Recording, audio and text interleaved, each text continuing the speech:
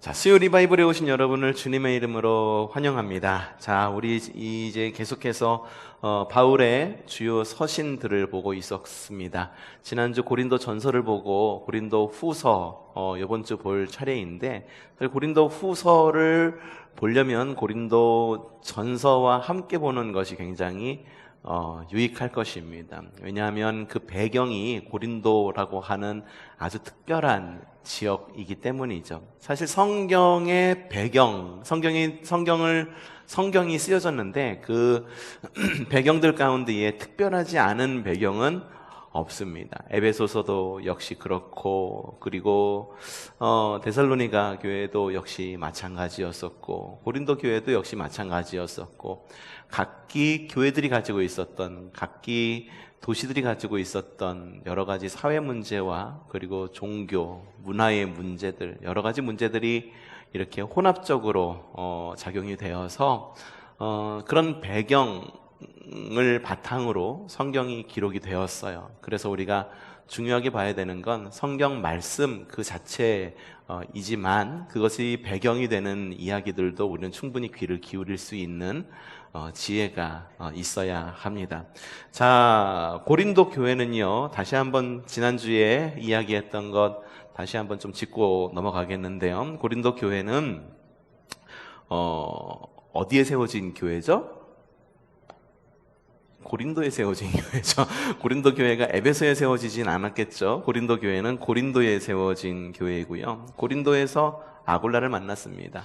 거기서 1년 6개월 동안 머물면서 유대인과 그리스인에게 복음을 전했어요. 1년 6개월 바울이 1차, 2차, 3차 전도 여행을 다녔는데 1년 6개월 그 정도 시간 동안 머물면서 복음을 전한 곳이 있었는가를 돌이켜 보면은 고린도 교회에 얼마나 사도 바울이 큰 애정을 갖고 있었는지를, 그리고 그 교회가 또 얼마나 많은 문제가 있었길래 그렇게 오랫동안 머물러 있으면서 복음을 전했는지를 유추해 볼 수가 있죠. 회당장 그리스보가 예수님을 영접하면서 이제 그 사람들을 중심으로 고린도 교회가 시작이 되었습니다. 고린도라고 하는 지역은 항구 도시라고 말씀을 드렸습니다. 사람들이 많이 드나드는 그런 항구 도시. 많이 드나들다 보면 다양한 사람들도 드나들게 되어 있죠.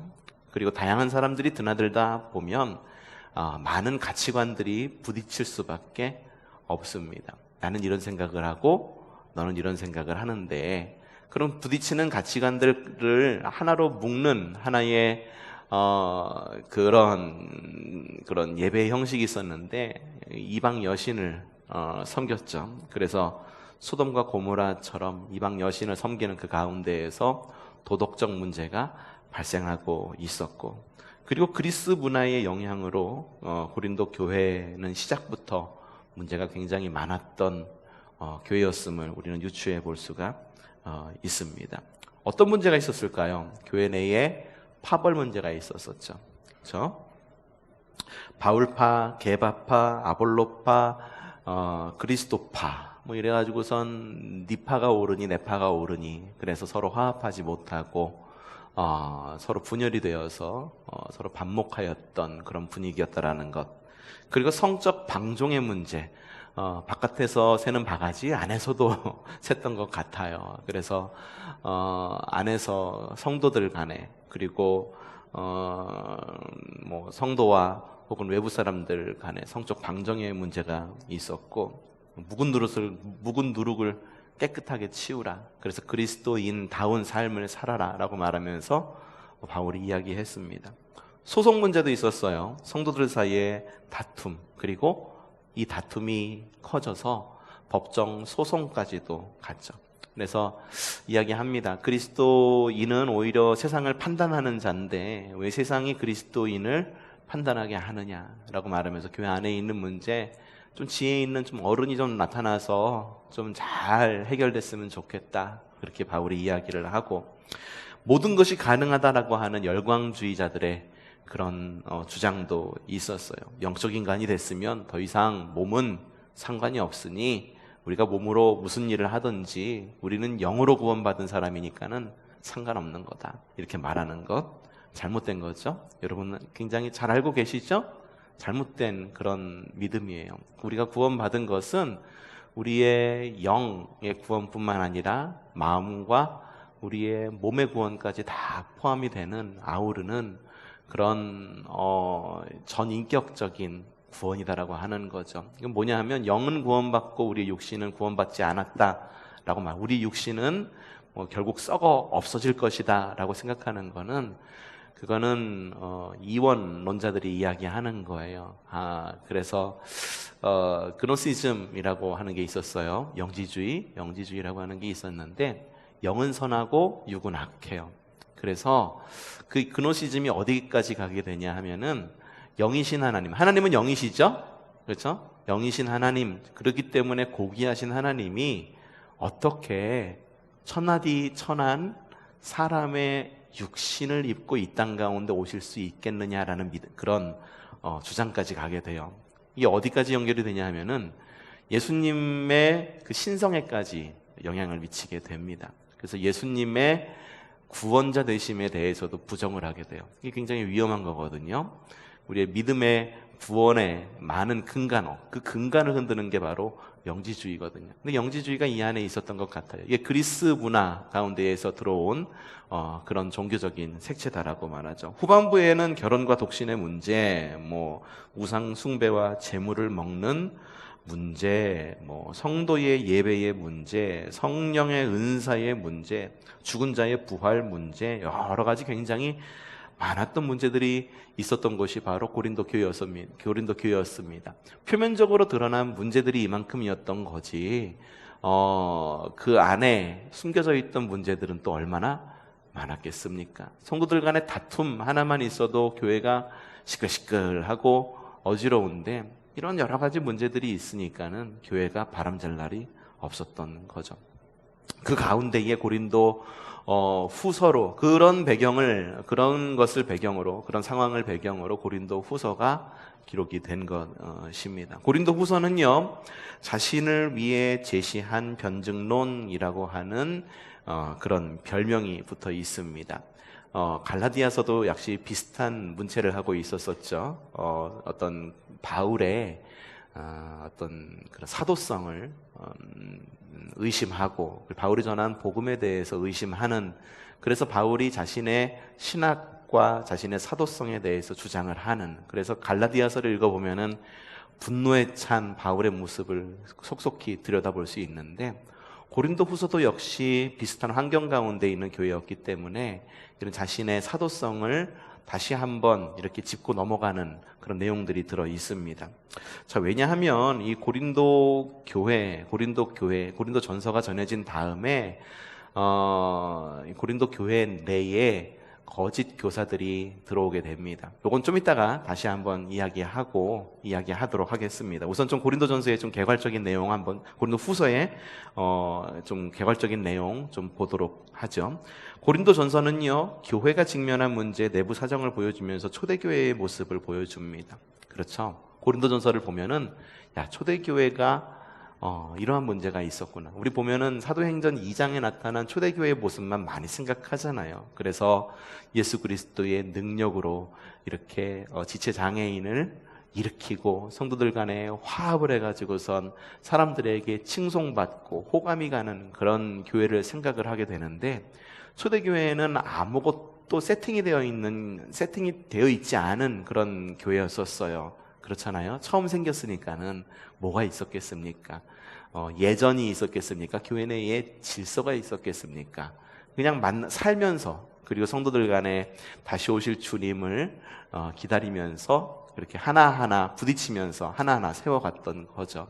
그러니까 우리가 보통 볼 때 하나님 우리 교회가 초대교회와 같은 교회가 되게 해주세요 라고 하는 그 기도 가운데는 뭐가 전제가 되냐 하면은 현실 안에 세워진 교회다라고 하는 초대교회의 모습을 우리는 생각해야 돼요.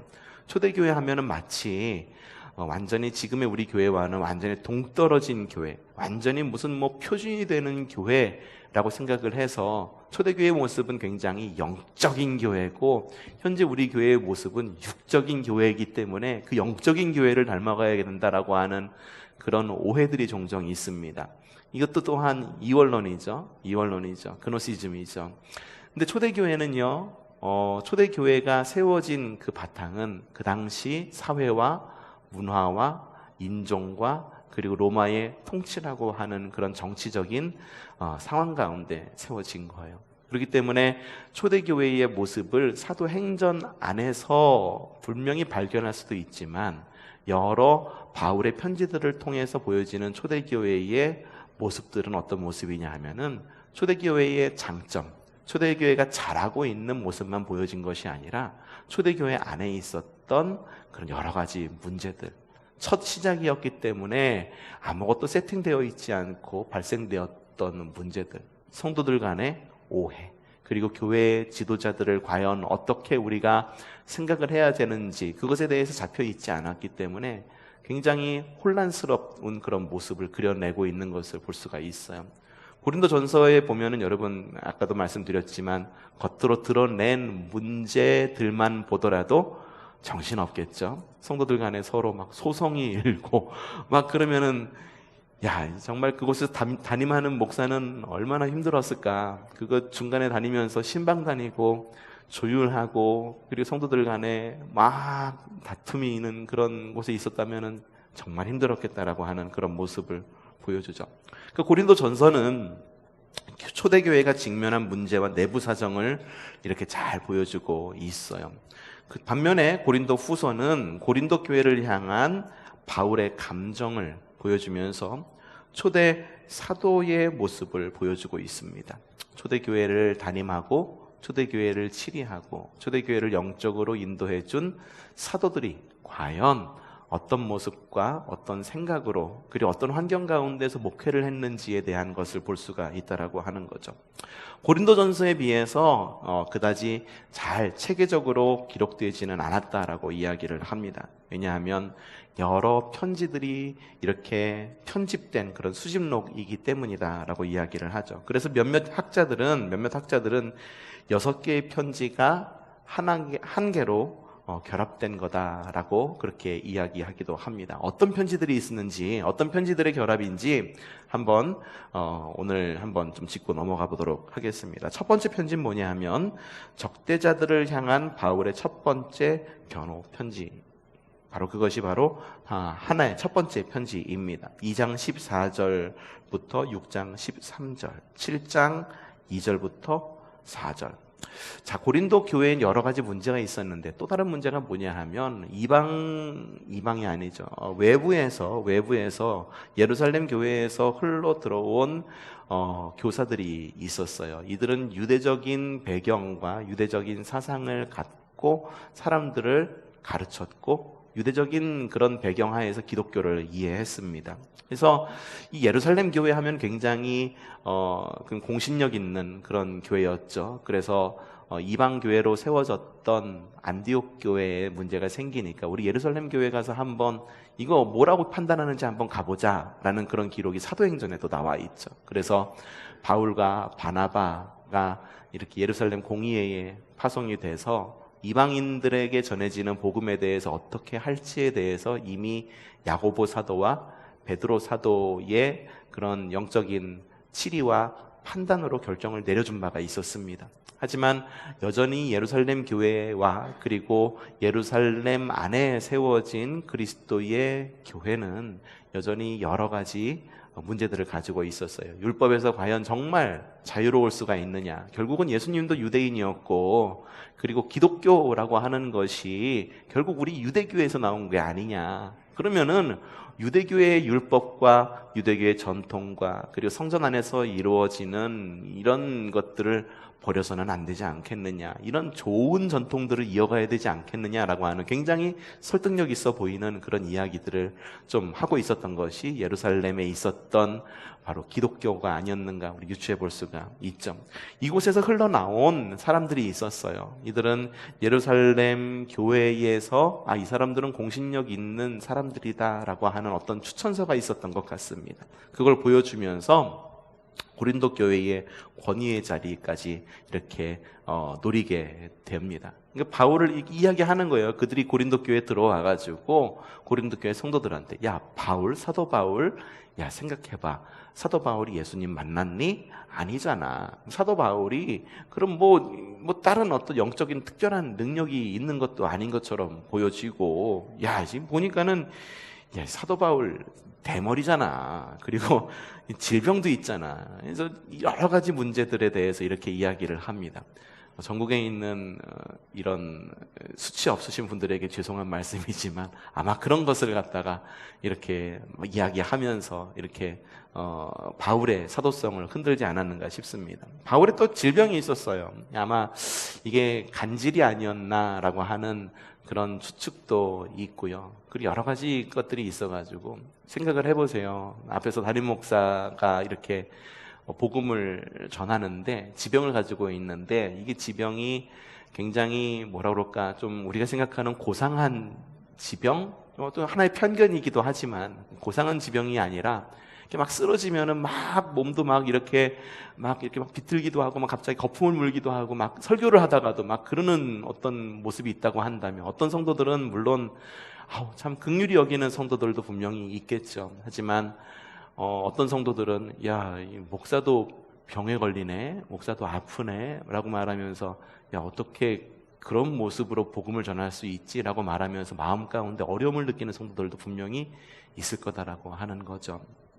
이런 문제들을 막 흔드는 거예요. 그러면서 야 우리 거짓 교사들이, 야 우리는 예루살렘 교회에서 추천서를 가져왔어. 자 봐봐, 우리의 공인된 추천서 봐봐, 아래 도장 딱 찍혀 있고. 딱 그러니까는 이 고린도 교회의 성도들이 막 흔들리는 거죠. 사도 바울이 이야기하는 거예요. 뭐냐면은, 그래서 사도 바울이 고린도 후서를 쓰게 된 거죠. 그래서 사도 바울은 이러한 사람들과 문제들 사이에서 자신의 권위를 지키기 위해서 변호의 편지를 씁니다. 고린도전서 2장 17절 말씀인데요. 한번 좀 찾아보도록 하겠습니까? 우리는, 자 시작. 우리는 저 많은 사람들처럼 하나님의 말씀을 팔아서 먹고 살아가는 장사꾼이 아닙니다. 우리는 하나님께서 보내신 일꾼답게 진실한 마음으로 일하는 사람들입니다. 우리는 하나님이 보시는 앞에서 그리스도 안에서 말하는 것입니다. 이게 고린도전서에 나와 있는 이야기이긴 하지만 고린도 후서에도 똑같은 그런 방향으로 이야기를 하고 있어요. 우리는 저 많은 사람들처럼 하나님의 말씀을 팔아서 먹고 살아가는 장사꾼이 아닙니다. 지금 우리 사회가 교회를 보고 있는 눈빛이 이 눈빛이 아닌지 모르겠어요. 하나님의 말씀을 팔아서 먹고 살아가는 장사꾼. 이렇게 생각하면 참 마음이 어려워지죠. 그리고 앞에서 말씀을 전하는 목사에 대한, 그리고 목회하는 목사에 대한 굉장히 큰 오해입니다만, 글쎄요, 왜 이 지경까지 이르게 됐는지, 물론 전체가 다 그렇게 생각하는 것은 아니지만 인터넷과 여러 사람들의 이야기, 인터넷에 영향을 받은 사람들, 그리고 여러 사람들이 하는 이야기를 또 전해 들은 사람들의 이야기를 들어보면 교회에 대해서 별로 그렇게 좋게 생각하지는 않죠. 예수의 이름으로 장사하는 장사치 정도로 생각하는 사람들이 분명히 있다라고 하는 거죠. 우리 어떻게 해야 될까요? 그러면 어떻게 해야 될까요? 여러분, 예수의 이름으로 장사하는 사람들인가요? 저를 그렇게 혹시 보시나요? 글쎄요, 그렇게 본다면 참 기분도 나쁠 뿐더러 글쎄요, 내가 왜 이 일을 하고 있는 건지에 대한 그런 사명감마저도 갑자기 어느 순간 좀 내 스스로도 의심을 갖게 될지 모르겠다라는 생각이 들어요. 사도 바울이 그런 이야기를 들은 거예요. 그랬더니 사도 바울이 야, 너 예수님이 하나님 말씀 팔아서 먹고 사는 장사꾼 아니냐. 그냥 사도 바울이 이야기하는 거예요. 우리는 저 많은 사람들처럼 하나님의 말씀을 팔아서 먹고 살아가는 장사꾼이 아닙니다. 우리는 하나님께서 보내신 일꾼답게 진실한 마음으로 일하는 사람들입니다. 우리는 하나님이 보시는 앞에서 그리스도 안에서 말하는 것입니다. 이게 중요한 것 같아요. 우리는 하나님이 보시는 앞에서 그리스도 안에서 말하는 것, 하나님이 보시는 앞에서 말하는 것, 그리스도 안에서 말하는 것. 그리스도 안에서 말하는 것을 잊으니까 사람들은 자꾸 그렇게 옳지 않은 방향으로 이야기를 하는 거죠. 결국 우리가 회복해야 될 게 바로 이건 것 같습니다. 하나님이 보시는 앞에서 말하는 것, 그리스도 안에서 말하는 것. 보통 보면은 좋지 않은 소리 들리면은 자꾸 나를 변호하려고, 야, 그게 아니고 교회라는 것도 이해해 줘야지 뭐 그러면서 이렇게 이야기하는 경우가 종종 있죠. 얼마 전에 이 코로나 사태가 좀 깊어지면서 한 언론사에서 이 작은 교회 목사님들을 모시고 좀 대담을 열었던 것 같아요. 그런데 그냥 좀 아쉬웠던 점들이 좀 있었어요. 아쉬웠던 점들 뭐냐면 그냥 어쨌든 목사라고 하면은 사회적인 어떤 영향력을 끼치는 사람들, 아니면은 사회적인 좀 지도력을 가지고 있는 사람들, 최소한 교회 내에서 그리고 더 넓게는 지역사회에서 지도력을 끼치는 사람들인데, 그냥 대담한 것을 보니까는 일반 사업체만 돌아볼 것이 아니라 교회도 좀 도와달라라고 하는 그런 내용들. 물론 교회도 도움이 굉장히 많이 필요합니다. 많은 교회들이 지금 굉장히 어려움 가운데에 있죠. 도움이 필요해요. 도움을 주면은 굉장히 좋을 것 같아요. 작은 교회들보다도 지금 한 중간 정도의 교회들이 굉장히 많이 어려움을 겪고 있어요. 그런데 글쎄 그걸 그렇게 반응해야 될까? 글쎄 그렇게 물어본다 하더라도 우리가 하나님이 보시는 앞에서 그리스도 안에서 말할 수 있었던 그런 지혜가 좀 있었으면 어땠을까라고 하는 것. 아니나 다를까 그 대담을 한 것에 인터넷 기사로 떴는데 댓글들이 그냥 좀 보기 안 좋은 댓글들이 굉장히 많더라고요. 뭐라고 이야기를 하면은 그것에 대한 댓글들은 안 좋은 이야기는 반드시 나오게 되어 있는데 좀 원색적인 이야기들을 보면서 우리가 좀 그리스도 안에서 이야기할 수 있는 것, 복음 안에서 이야기할 수 있는 것, 그런 지혜가 목사들뿐만 아니라 우리 성도들에게도 좀 있으면 어떨까라는 생각을 좀 해보았습니다. 어떤 문제를 닥치든 마찬가지예요. 그것을 그리스도 안에서 말할 수 있는 지혜. 이게 왜 그러냐면 그런 지혜가 있으려면 한다면 우리가 복음 안에서의 가치관이 바로 딱 잡혀 있어야 되거든요. 우리의 가치관. 우리가 가장 중요하게 여기는 것이 무엇이고 우리가 생각을 하는 가장 근본적인 뿌리가 무엇인지에 대한 것이 잘 자리 잡혀 있어야 되거든요. 좀 그런 교회가 되었으면 좋겠다. 코로나19 포스트 코로나 시대에는 그런 교회와 그런 성도들이 늘어나야 돼요. 그리고 교회도 역시 그런 성도들을 계속 키워내야 됩니다. 아마도 포스트 코로나 시대에는 명목상 그리스도인들이 굉장히 많이 늘어나지 않을까 싶어요. 나는 어느 교회에 소속되어 있어, 어느 교회 등록 교인이야. 그러면서 교인으로서의 권리나 교인으로서의 어떤 그런 것들에 대한 것만 가지고 있고 어떤 성도로서의 의무와 성도로서 살아가는 그런 방향에 대한 것들이 많이 약화되지 않을까. 나는 교인이야. 하지만 살아가는 거는 세상을 살아가고 있기 때문에 어쩔 수 없이 세상의 방법으로 살아가는 거야. 주님은 아시겠지라고 하는 쉽게 얘기해서 그런 거죠. 그런 명목상의 교인들이 많이 늘어나지 않을까. 그래서 좀 안타까워요.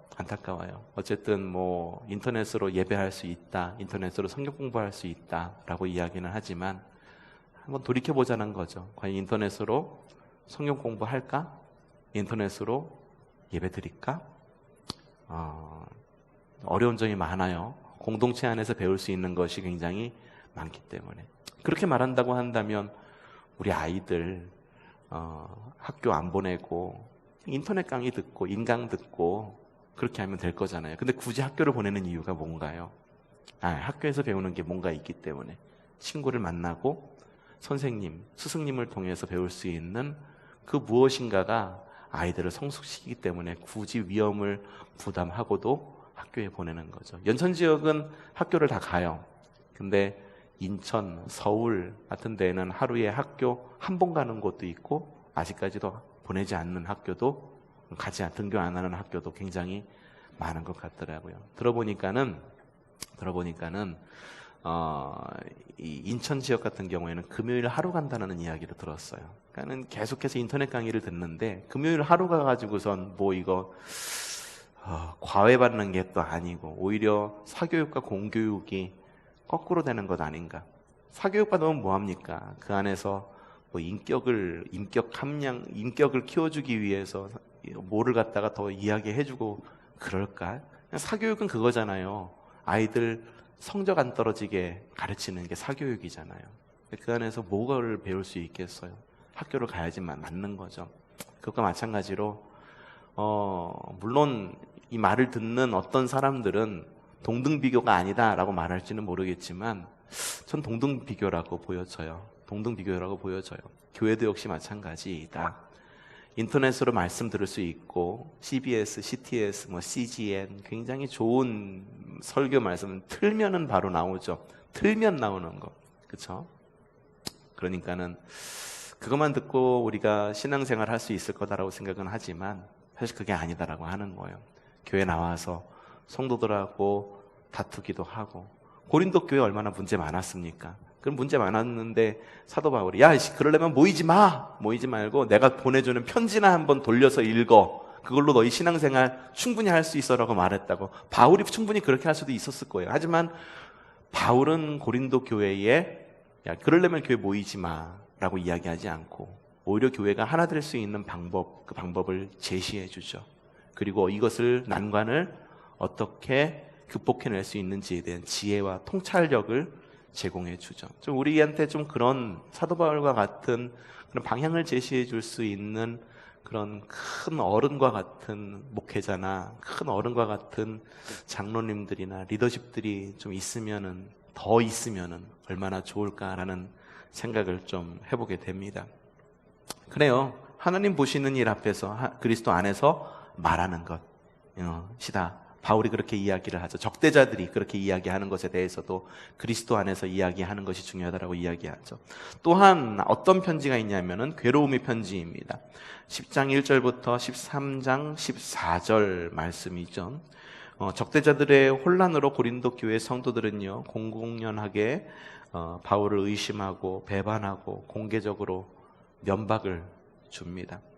이에 바울이 첫 번째 편지를 보냈어요. 하지만 효용이 없었죠. 그거에 대한 내용이 앞에 나와 있는데 고린도후서 2장 4절 말씀 한번 읽어보죠. 시작. 나는 몹시 괴로워하며 걱정하는 마음으로 많은 눈물을 흘리면서 여러분에게 그 편지를 썼습니다. 이미 편지를 쓴 게 있다는 이게 고린도 전서를 말하는 걸 수도 있지만 이미 편지가 있었다라고 하는 건 고린도 전서 이외의 다른 편지들을 이야기하는 걸 수도 있어요. 왜냐하면 이 고린도 전서에 나와 있는 편지 그 안에 들어있는 문제만 있었던 것으로 생각되진 않거든요. 그렇기 때문에 여러 편지들의 편집된 그런 내용들 가운데에 또 다른 편지들, 여러분에게 그 편지를 썼습니다. 이미 편지를 갖다가 고린도 교회에 보냈다라고 하는 걸 알 수가 있죠. 그러나 그것은 여러분의 마음을 아프게 하려고 한 것이 아니라 여러분을 내가 얼마나 극신히 사랑하고 있는지를 알려주려고 한 것입니다. 그 마음이 얼마나 괴로웠겠습니까? 자신이 1년 6개월이나 있으면서 그곳 가운데에서 목회하고 그랬던 교회와 성도들이 흔들리고 있는 모습만 봐도 가슴이 아픈데 그 전에 목회하던 그 바울 사도에 대한 또는 의심의 눈초리 그런 것들을 봤을 때 얼마나 바울이 가슴 아파하며 고린도후서를 썼을까? 그러니까 고린도후서가 가지고 있는 하나의 편지의 내용은 괴로움의 편지의 내용이다. 또 하나의 편지의 내용은 뭐냐? 1장 1절부터 2장 13절, 7장 5절부터 16절에 나와 있는 화해의 편지의 내용입니다. 첫 번째 편지는 어쨌든 실패했어요. 보냈는데 성도들이 크게 변화하지는 않았다. 근데 두 번째 편지는 누구를 통해서 보냈느냐? 디도를 통해서 아마 보낸 것으로 여겨집니다. 디도를 치리자로 보내게 되죠. 그래서 두 번째 편지를 보내게 됐는데 성공적이었다. 고린도 교회는 크게 뉘우쳤고, 그래서 관계 회복에 대해서 감사하고 기뻐하면서 그 안에 있는 괴로움 이외에 이면에 있는 감사와 기쁨을 표현한 편지가 바로 고린도 후서다. 또 다른 편지가 있다. 8장 1절부터 24절, 디도를 위한 추천의 편지입니다. 바울 자신을 대신해서 디도를 고린도 교회에 보내죠. 그래서 디도가 고린도 교회의 치리자로 이렇게 활동을 합니다. 이 디도는요, 유대인이었을까요? 아니면은 이방인이었을까요? 퀴즈!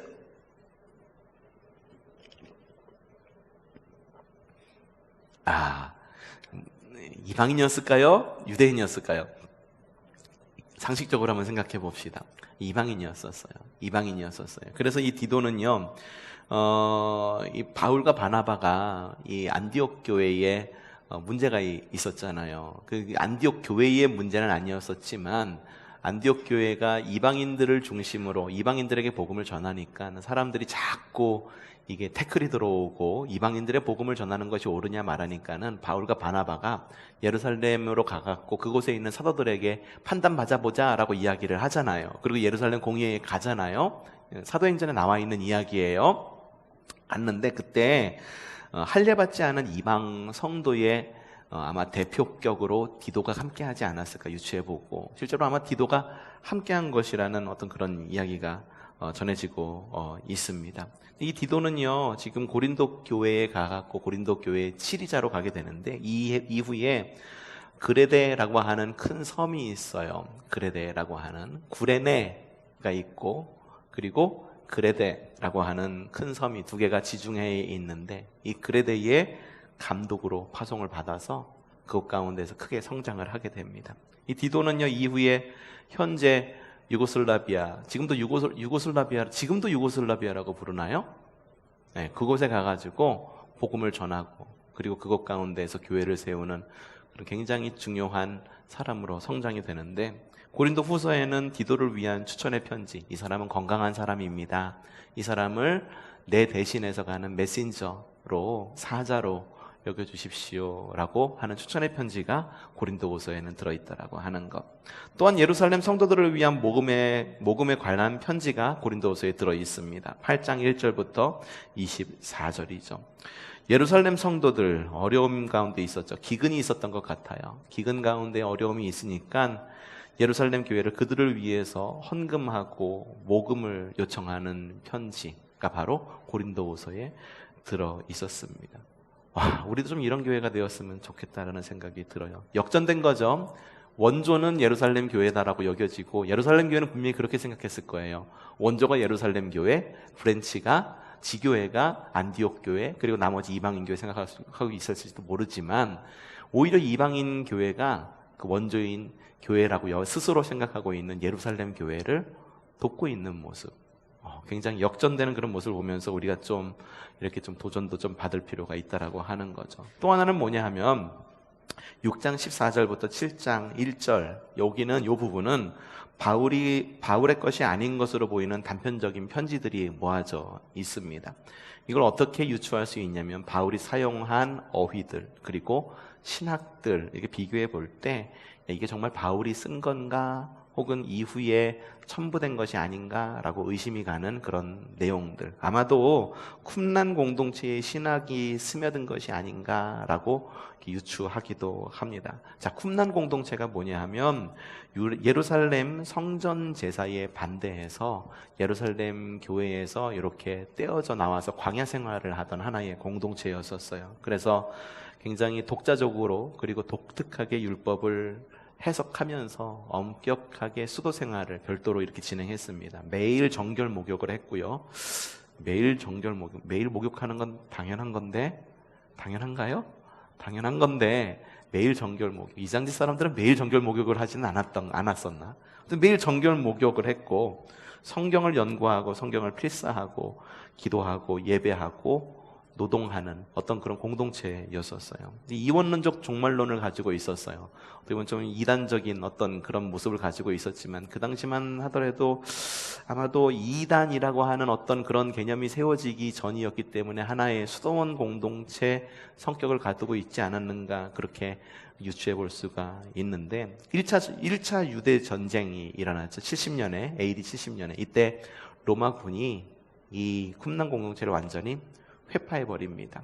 회파해버리고 완전히 무너지게 되는데 이 쿰란 공동체가 이후에 많은 지대한 영향력을 끼쳐요. 아마도 이 쿰란 공동체에서 흘러나온 그런 문서들 가운데의 일부가 이 고린도 후서의 이 부분 6장 14절부터 7장 1절까지 좀 이렇게 영향력을 끼치지 않았는가.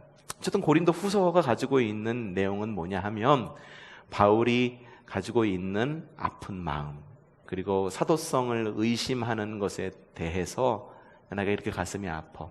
하지만 너희들에게 첫 번째 편지를 보냈을 때에 아무런 변화가 없었지만 두 번째 편지를 디도를 통해서 보냈을 때에 이것으로 말미암아 우리가 온전한 관계가 잘 회복되는 것 같다. 기쁘다. 나를 대신해서 디도를 너희들에게 목회자로 보내니까 그와 함께 아름답고 좋은 교회를 만들어 가라고 말하는 훈훈한 이야기가 적혀 있는 것이 고린도 후서.